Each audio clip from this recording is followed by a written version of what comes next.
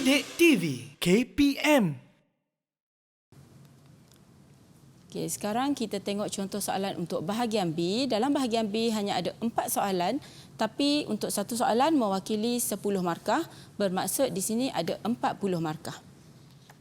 Okey, kita tengok soalan yang pertama. Anda telah menyelia sebuah ruang memasak. Rajah 9 merupakan ruang kerja memasak yang telah anda selia. Okey, boleh perhatikan gambar tersebut. Okey, kemudian kita cuba menjawab soalan. Okey, soalan yang pertama, kenal pasti 3 masalah yang dapat anda perhatikan. Okey, daripada gambar tersebut, masalah apa 3 masalah yang dapat murid-murid perhatikan? Okey, siapa nak cuba? Iman. Ada yang nak jawab? Okey, Silakan. Iman. Tidak memakai penutup kepala. Lepas tu lantai basah dan licin. Okey, 3 soalan. 3 masalah. Penggunaan dan penyimpanan bahan pencuci yang tidak betul. Okey, terima kasih. Okey, kita tengok tidak memakai penutup kepala, lantai basah dan licin dan penggunaan dan penyimpanan bahan pencuci yang tidak betul. Okey, betul lah. Antara banyak sebenarnya ada banyak tapi dia dah nyatakan 3 sahaja. Okey, soalan yang kedua, tuliskan 3 kesan yang boleh berlaku akibat masalah yang anda nyatakan di 1A1. Okey, siapa nak bagi jawapan? Saya nak jawab, cikgu. Okey, Isha. 3 kesan yang boleh berlaku akibat masalah yang anda nyatakan di 1A ialah boleh menyebabkan rambut termasuk ke dalam makanan, boleh menyebabkan tergelincir dan cedera, boleh menyebabkan keracunan makanan. Okey, terima kasih. Okey, kalau perhatikan soalan itu betul-betul, ditanya tuliskan 3 kesan yang berlaku akibat masalah yang anda nyatakan di 1A1. Bermaksud susunan jawapan ini mesti berdasarkan 1. Okey, yang ini mesti menjawab soalan yang atas. Okey, yang soalan yang pertama tidak memakai penutup kepala. Bermaksud kesan dia juga mestilah berkaitan tidak menutup kepala. Okey.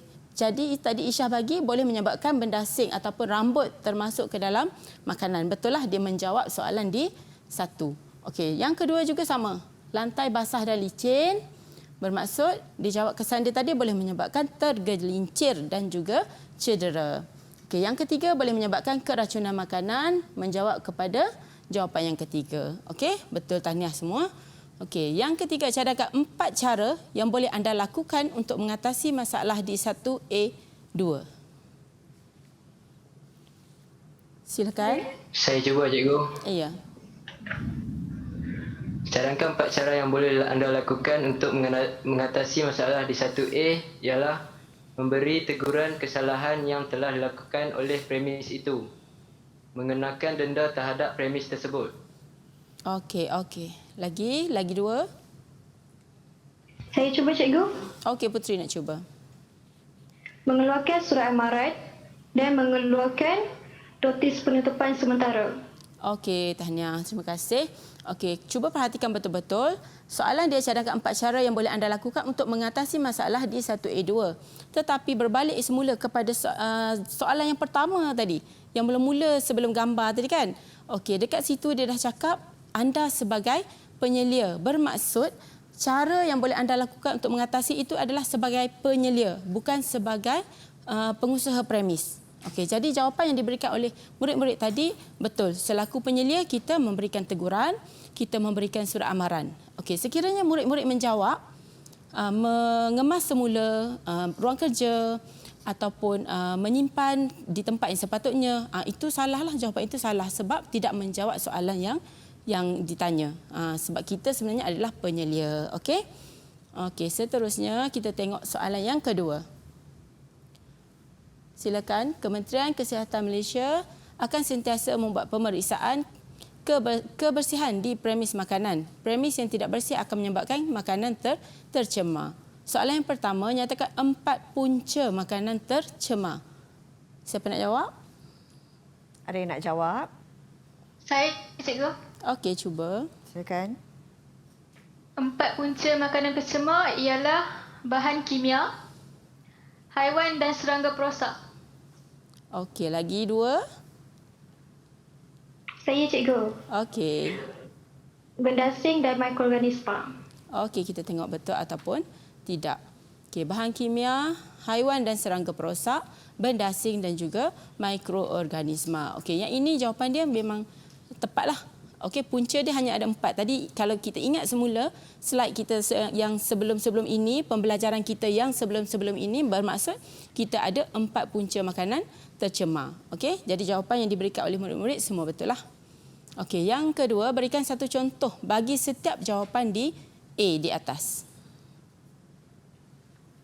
Okay, saya cikgu. Okey. Jawapan nombor 1, racun serangga dan bahan pencuci bahan adiktif. Nombor 2, lalat lipas tikus. Nombor 3, rambut, kuku, kulit telur, sisa pertanian.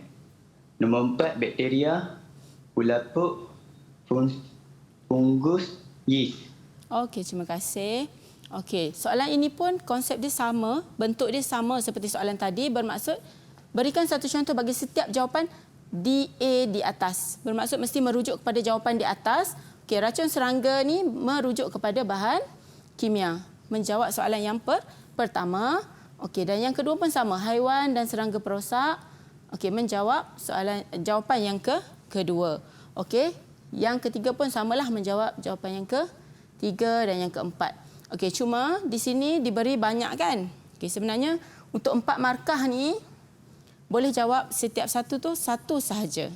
Okey, sekiranya tak yakin, cubalah jawab 2. Tapi seeloknya jawab 1 sahaja sebab markah dia hanya 4. Jangan bazirkan masa dekat satu soalan.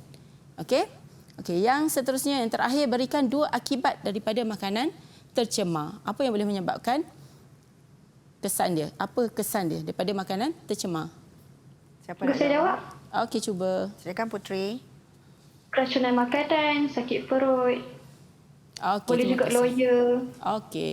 Okey, terima kasih Putri. Okey, betul lah, keracunan makanan ataupun cirit-birit, sakit perut, okey, ataupun muntah, loya, pening kepala dan juga boleh membawa maut. Okey, jawapan yang diberikan semua betul lah. Cuma dia nak 2 sahaja. Jadi boleh jawab 2. Mana-mana. Okey? Okey, terima kasih. Baik, itu dia tadi antara contoh soalan di bahagian B. Sebelum kita nak berakhir, pastinya cikgu kalau boleh kita kongsikan rumusan untuk pembelajaran hari ini. Silakan. Okey, alhamdulillah untuk hari ini kita sudah belajar sedikit sebanyak mengenai modul 1. Okey, kemudian kita sudah cuba menjawab contoh-contoh soalan untuk bahagian A dan juga cuba menjawab untuk contoh soalan bahagian B. Okey, jadi daripada apa yang saya kongsikan tadi, cuba ingat baca semula soalan. Setiap kali nak menjawab soalan, mesti baca dan faham arahan soalan itu. Apa yang dikehendaki oleh soalan. Okey, untuk lebih baik semasa membaca soalan tu, membaca arahan tu, gariskan. Okey, gariskan dulu apa kata kunci dia, okey, supaya kita tak terlepas pandanglah. Okey, kemudian untuk menjawab soalan pun sama macam saya nyatakan tadi, mesti rujuk soalan tu. Kalau dia cakap untuk menjawab soalan di A1 mesti jawab ikut susunan di A1. Bermaksud macam itulah. Jadi harapnya dengan perkongsian kita hari ini, murid-murid boleh menjawab dengan lebih baik dan murid-murid juga lebih bersemangatlah untuk belajar bidang ini. Didik TV KPM